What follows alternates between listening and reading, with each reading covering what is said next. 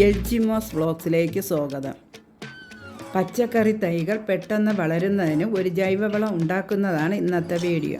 നമ്മുടെ വീട്ടാവശ്യത്തിനുള്ള പച്ചക്കറികൾ വീട്ടിൽ തന്നെ നട്ട് വളർത്തിയ വിഷമയമില്ലാത്ത പച്ചക്കറികൾ നമുക്ക് ഉപയോഗിക്കാം.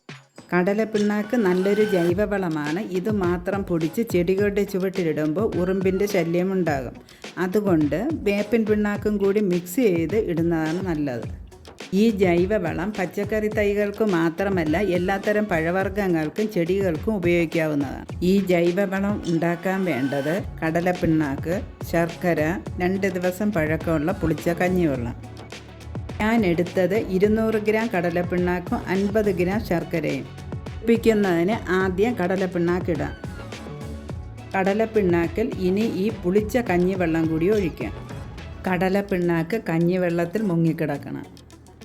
ഇത് രണ്ടും കൂടി മിക്സ് ചെയ്യാം. കടലപ്പിണ്ണാക്ക് നൈട്രജൻ, ഫോസ്ഫറസ്, പൊട്ടാസ്യം എന്നിവ അടങ്ങിയിട്ടുണ്ട്.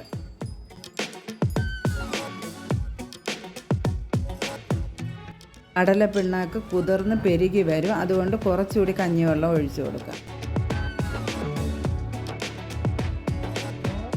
ഈ ശർക്കര കൂടി ചേർക്കാം. ശർക്കര ചേർക്കുമ്പോൾ കടലപ്പിണ്ണാക്ക് പുളിച്ച് വരുമ്പോഴുള്ള സ്മെല്ല് കുറയും. മാത്രമല്ല മണ്ണിലെ പോഷകങ്ങളെ വലിച്ചെടുത്ത് കൂടുതൽ പൂക്കളും കായ്കളും ഉണ്ടാകുന്നതിനും ഇത് തൈകളെ സഹായിക്കും. ഇത് 3 ദിവസം പുളിക്കാൻ വയ്ക്കണം. കൊതുകിൻ്റെ ശല്യം ഉണ്ടാകാതിരിക്കാൻ അടച്ച് സൂക്ഷിക്കാം. ഇതിനെ ദിവസം 1 തവണയെങ്കിലും ഇളക്കി കൊടുക്കണം. 2 തവണ ഇളക്കിയാൽ കൂടുതൽ നല്ല.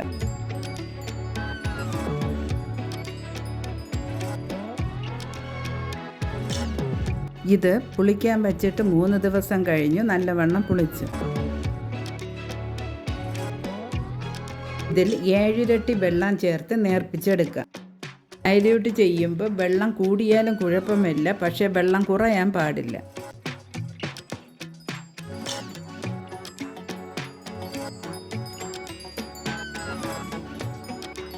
ഇത് നേർപ്പിക്കാതെ ചെടികളുടെ ചുവട്ടിലൊഴിച്ചാൽ ഉണങ്ങുമ്പോൾ ഒരു പാട പോലെ രൂപപ്പെടുകയും ഇത് വായുസഞ്ചാരത്തെയും നീർവാഴ്ചയും തടസ്സപ്പെടുത്തുകയും ചെയ്യും. അങ്ങനെ തൈകൾ നശിച്ചു പോകാൻ സാധ്യതയുണ്ട്.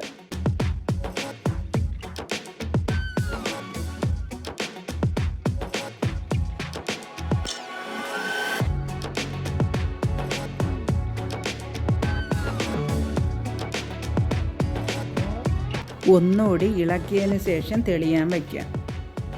1 മണിക്കൂർ വയ്ക്കുമ്പോൾ നല്ലവണ്ണം തെളിഞ്ഞ് കിട്ടും. നല്ലവണ്ണം തെളിഞ്ഞു. ഇനി ചെടികൾക്ക് ഒഴിച്ചു കൊടുക്കുക. നട്ട് കുറച്ച് ദിവസമായ തൈകൾക്ക് 9 ഇരട്ടി വെള്ളം ചേർത്ത് ഒഴിക്കുക.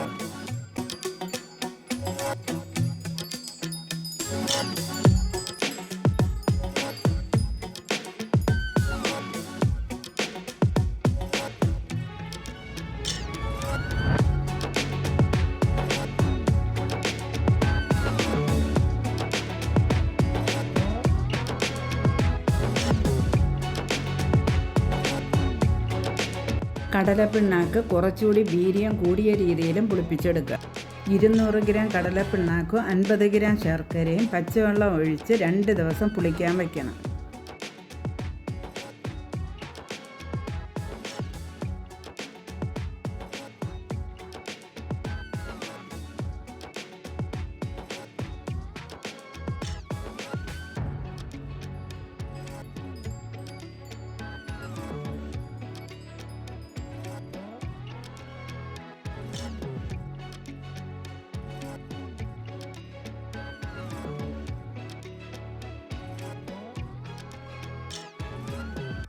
പുളിക്കാൻ വെച്ച ഈ കടലപ്പിണ്ണാക്ക് 2 ദിവസം പഴക്കമുള്ള കഞ്ഞിവെള്ളവും കൂടെ ചേർത്ത് വീണ്ടും 3 ദിവസം പുളിക്കാൻ വയ്ക്കണം.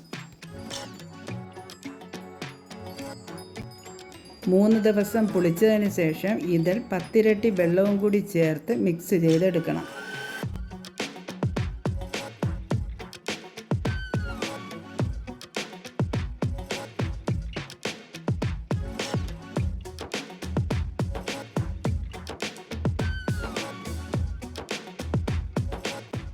ഇതിനെ നല്ലവണ്ണം ഇളക്കിയതിന് ശേഷം തെളിയാൻ വയ്ക്കാം. തെളിഞ്ഞതിന് ശേഷം ചെടികൾക്ക് ഒഴിച്ചു കൊടുക്കണം.